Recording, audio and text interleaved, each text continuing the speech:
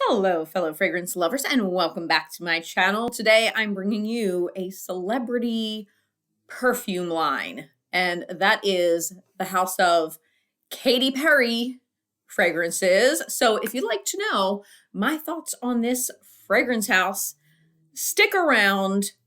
People have feelings about celebrity perfumes, but I'll get into where I stand on all of that. But before we do that, if you are here for the first time, welcome. I am Limelight Lass, and I'm all about fragrances. I mean, for the most part. And I love fragrances that get you noticed, that are a little different, that make you stand out. There are some hidden gems in here. I'm going to preview that a little bit. Hidden gems. A couple of these I had not heard of at all before, so I'm very pleasantly surprised. And so I'm going to get right into it. And of course, if you have not subscribed yet, I would be super happy if you did. We have a lot of fun here, I think. And yeah, give the video a thumbs up if you end up liking it. And I really hope you do. So background on Katy Perry fragrances. I like Katy Perry. I do have a few of her albums, and I've watched her on American Idol and all of that. I like her style. I have some of her shoes. She has very, very cute shoes. But for some reason, I really had not tried her fragrances. And I think it's really just because of the availability and the opportunities to smell them. Like, I don't really even know where in store you would get them. Maybe you guys can tell me. I'm thinking maybe like Kohl's or different drugstores, but I've never really, I know I smelled Purr, which was her first fragrance, and I don't have that one yet, but I probably am going to pick it up eventually.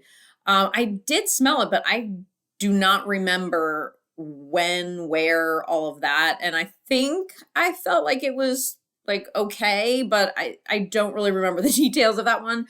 But I'm gonna try it again. But yeah, this was not a fragrance line that was on my radar. And so, now that I've had a fragrance YouTube channel for a year, this just around the time of my 1-year anniversary, and I have gotten into a lot of other celebrity fragrances, or at least investigated a lot of other celebrity fragrances, I figured it was time. And I think it was really because they were coming up as recommendations for me on, I think, Amazon. So I thought, you know what?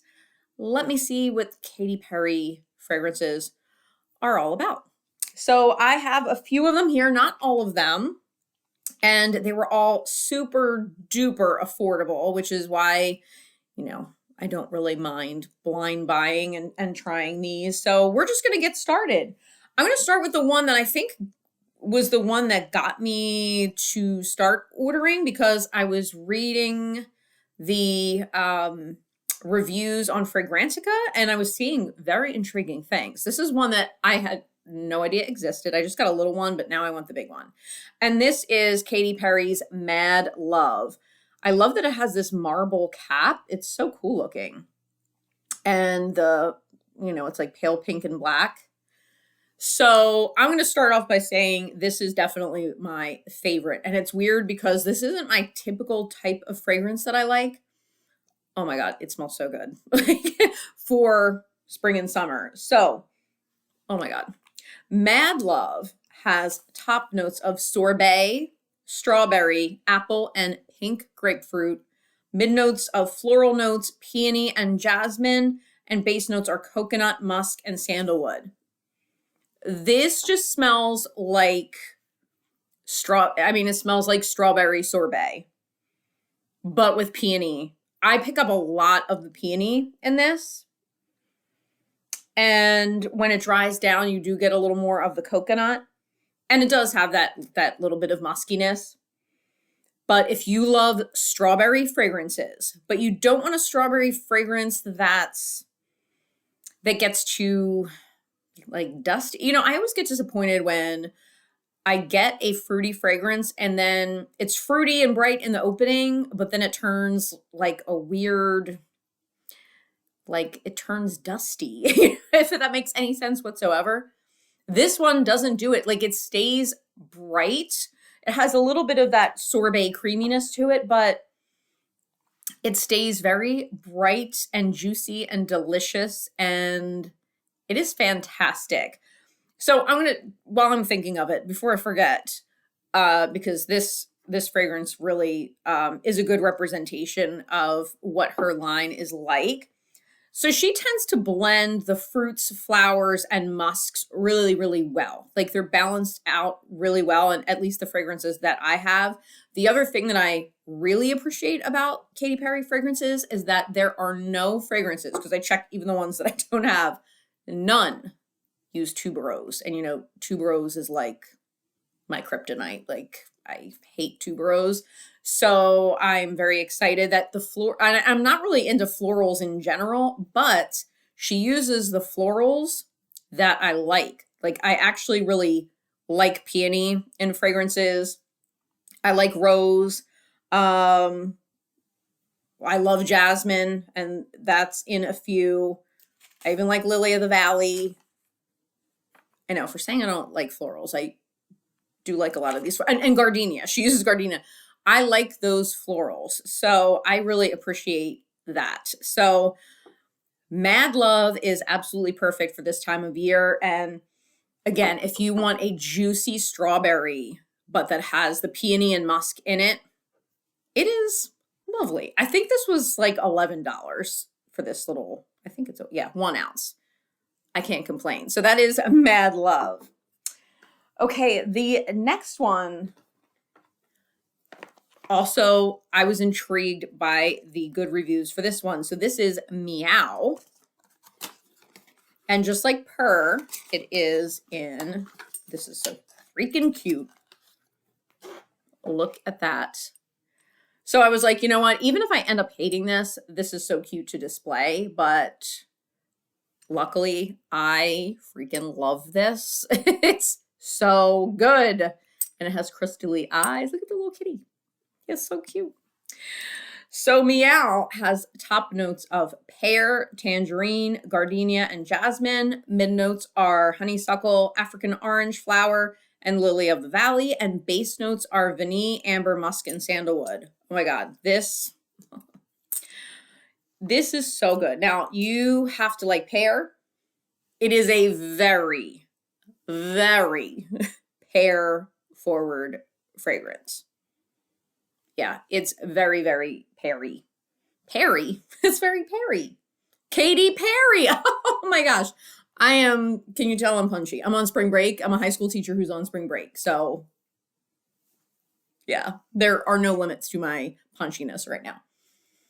But yeah, so you get a lot of the pear and vanilla. So it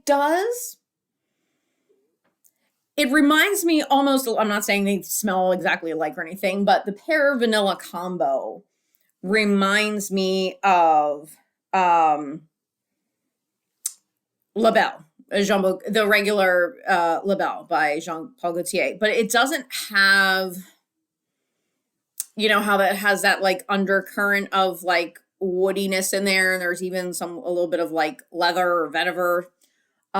This doesn't have that. So if you just like the pear and vanilla parts of Labelle, you might actually like this.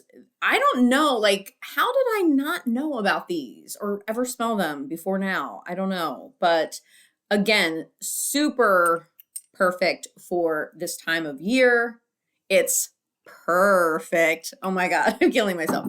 It's perfect. Yeah, it is mostly pear and vanilla. You do get, you know, a little bit of the florals, and then in the dry down, you do get the more ambery, musky quality, but it's slight. But you know what? It's just enough for me to like it, because I need something in my fragrances usually to ground them. I need some sort of amber or musk or sandalwood, something in there where it's not just like, because otherwise then it's just going to be like a body spray. You know, you might as well just get like a Bath and Body Works body spray. Nothing against them, but you know, those are usually very just kind of fruity and light. This has a little bit more substance. So I'm absolutely bonkers for this one. That is Meow. All right, this next one, I really have never heard about this like in my entire life. And the packaging, oh my gosh. So she has one called Killer Queen, which I don't have yet. It's red and it's like it's a really cool bottle. But this is, I guess, a flanker or offshoot or whatever you want to call it, and it's called Royal Revolution. Killer Queen's Royal Revolution. Look at the box. Like, the box alone is so pretty. And look at this. Oh my gosh, look at how cool that is. It's got like a little crest. I am a British literature teacher, and we just learned about like crests and coats of arms and stuff. So isn't that so cool? But look at how freaking cool this is. Yeah, I love this. So anyway, so not Killer Queen, Royal Revolution. Yeah, Killer Queen, Royal Revolution. This one, again, I really, really love this as a spring fragrance. I'm so glad I got this now. So this has top notes of pomegranate and pink freesia, mid notes of orange blossom, sandalwood, and jasmine, and base notes of blackthorn, vanilla orchid, leather, and musk. This is so interesting. This does not smell like anything else that I have. And I think for a celebrity fragrance, that's really saying something, because a lot of them smell very similar, very generic. Oh my gosh. This one is a little more fresh. It's fresh. It's a little bit sweet, but it's more of like a tart sweet, I guess, from the pomegranate. Not as vanilla prominent as these other two, but you do get a hint of that leather. So it is, and muskiness. So yeah, there's like a green kind of freshness in it. This one's not as fruity. I mean, it's a little bit fruity, but not as much. And it's just a really beautiful, I think, really springy scent. Sorry, I'm like sitting on my feet. I'm down here. Yeah, that hurt. It's not very comfortable. The things I do for you, people, the things I do for you. Sorry also that my lighting is like dramatic, but so am I. But it's like, it's nighttime, and this is like my light is, yeah. But anyway, Royal Revolution, again, beautiful bottle. It just smells really good. I will say, I've worn this a few days, and I got it pretty recently, and the longevity was pretty decent. Now, I'm gonna speak in generalities here about this line. None of these are bangers. None of these are beast mode. None of these are like gonna project like crazy and have people like running up to you from across. They're not like that. I mean, in that sense, they are like a typical celebrity fragrance, but they do stick, even if it's kind of close to the skin. These anyway do stick around. The next two that I will have a whole discussion about that, but this one is really lovely. So if you want something that's like fresh, but not like, because I don't like soapy or like clean fragrances, but this is as like fresh as I'll go, but it still has the florals, the leather, and that little juiciness from the pomegranate. So that is Royal Revolution. Okay, the next one is one that you might have heard about, because I know some people have talked about this one, and that is Indie. I first heard about this from Paulina Shar. She had talked about it a lot, and Happiness Sparkles just did a video on this one as well. If you're watching, hi, because I told her in her comments that I was going to be making this video. So she does a great review on this as well. But this is, well, if you're not familiar, if you haven't heard about this, this is like the muskiest musk note as far as like the list of notes on Fragrantica. It's kind of humorous, and you're going to see in a second. Let me spray it. Okay, so the top notes are plum, white tea, and bergamot. The mid notes are white cedar extract, lily of the valley, and cyclamen. And the base is musk, white musk, black musk, Egyptian musk, island musk, tonka bean, and amber.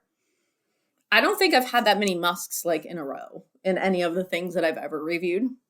And that's a lot.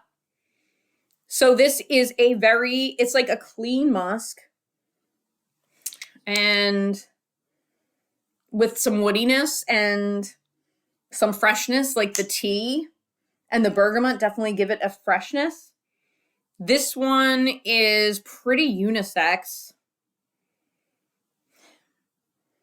Now, what other people have said about this is the longevity is not good. Like, oh, it smells so good. It's like just woody and fresh but also a little bit ambery, which is why I like it. I mean, the notes she uses are really like up my alley. So that's probably why I like this line of fragrances. So I've been using this as a bedtime fragrance because it's just a couple of hours, but again, it's so cheap that I don't care. Like, and this is tiny. I could like keep it with me and spray again if I have to. It's a really nice, like if you like Narciso Rodriguez type of, again, not saying they're on the same level whatsoever. To me, Narciso Rodriguez will always be like the king of musks. Like no one does musk like that. No one. But like if you're on a budget and you want that same kind of like vibe, indie. Okay, and then the last fragrance I have for you is a flanker. Sorry, I got my little notes here. Is a flanker of indie, and it is Indie Visible. As an English teacher, I like all these little like, puns or whatever. I like all the word play. I do love the bottles. Like they're very cool looking. So Indie Visible is top notes of vanilla, plum, rum, and pink pepper. Mid notes are coconut, tonka bean, and gardenia, and base notes are musk, sandalwood, and patchouli. So a little bit different from the regular indie. This one is also, to me, very unisex. This one is creamier. I think because of the coconut and the sandalwood. And you do get that rum at the top. And it's very interesting. Again, for a celebrity fragrance, this is very interesting. I do not have anything that smells like this. Yeah, it's definitely unisex. Little bit sweet, but not super sweet. And it's again musky, and it's got the patchouli. Not a patchouli bomb, so like if you're not into patchouli, don't be scared. But I really like this one as well. Like it has a very like clean skin, but with a little something extra smell to it. So yeah, I'm really happy with this one. I actually like Indie Visible more than Indie. But yeah, it's not as sweet. So yeah, I would say like the first couple that I showed you, very sweet. This one's kind of in the middle, and then the two indies. I love the box for this one too. The two indies are more kind of like clean and musky, not sweet. So that's where like the range falls. So overall, I give the Katy Perry fragrances, the Limelight Last, 2 thumbs up. I am very impressed. Like I'm very surprised that I'm so impressed with this line. I think they are fun fragrances. They're affordable, super affordable. The packaging is adorable, and I can't wait to try some of the other ones. I want to get Purr, and I also want to try the Mad Potion one because that's supposed to be like a super duper vanilla. And there were a couple like more hard to find ones that they're going for a lot of money. There's like a spring rain one, but it's going for a lot of money. So I don't know. Let me know in the comments, have you tried Katy Perry fragrances? What do you think about them? Which one is your favorite? And, I have to say, like, these are affordable celebrity fragrances. I'm very realistic when I review celebrity fragrances. Am I expecting something so groundbreaking and like my head's going to blow off and, people are going to think it's like the most unique smell?